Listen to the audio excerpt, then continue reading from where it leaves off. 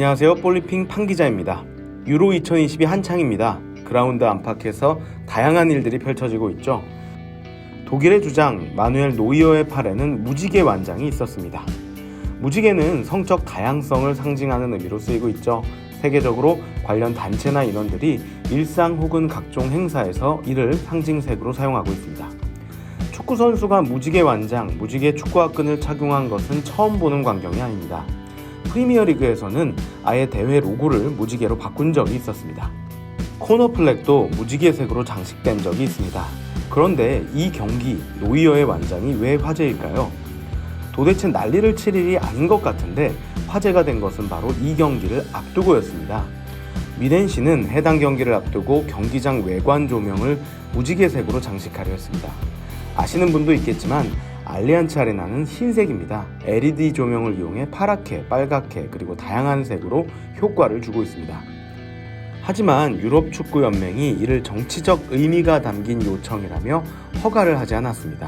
그리고 세계적인 논란이 됐죠. 시계를 조금 돌려야 사건의 발단을 찾을 수 있습니다. 현대사회에서 성소수자, 즉 LGBT에 대한 인식은 국가, 사회, 문화별로 조금씩 상이합니다. 관련 법규도 마찬가지죠. 독일과 맞붙을 예정이었던 헝가리는 최근 반동성애적 법안을 의회에서 통과시켰습니다.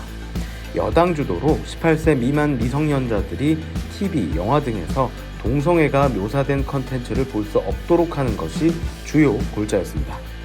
반대 진영에서는 다양성과 평등을 인정하지 않는 법안이라며 반발했습니다. 이에 대해 독일을 비롯한 유럽연합 14개 국가도 공개 반대를 표명했습니다. 이게 축구장으로 이어진 것이죠. 알리안츠 아레나에서 무지개 조명을 추진했던 것은 사회민주당 소속의 디터 라히터 미넨 시장입니다. 정치인으로서 자신이 할 수 있는 일을 추진한 것이지만 우에파의 부러지침을 어길 수는 없었습니다. 그러자 각종 개인과 단체들이 몰려와 경기장 밖에서 시위를 펼치고 관중들에게는 무지개 깃발을 나눠줬습니다. 그리고 유럽의 수많은 구단들과 기업들이 연대의 의미에서 경기장에 무지개 조명을 밝히거나 SNS에 무지개를 장식했습니다. 그리고 무지개 깃발을 든 관중의 난입도 있었죠. 노이어도 무지개 완장을 찾습니다. 사실 노이어는 앞서 펼쳐진 프랑스, 포르투갈과의 대결에서도 무지개 완장을 착용했습니다. 때문에 유럽축구연맹이 징계를 검토했지만 현재는 철회한 것으로 알려졌습니다.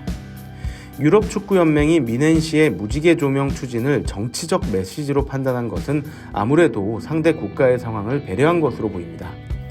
사실 유럽축구연맹은 국제축구연맹 등 각종 축구 관련 기구들과 마찬가지로 경기장 안팎에서 정치, 사회, 종교, 인종, 성별 등과 관계없이 누구나 평등하게 축구를 즐길 수 있어야 한다고 목소리를 높여왔습니다.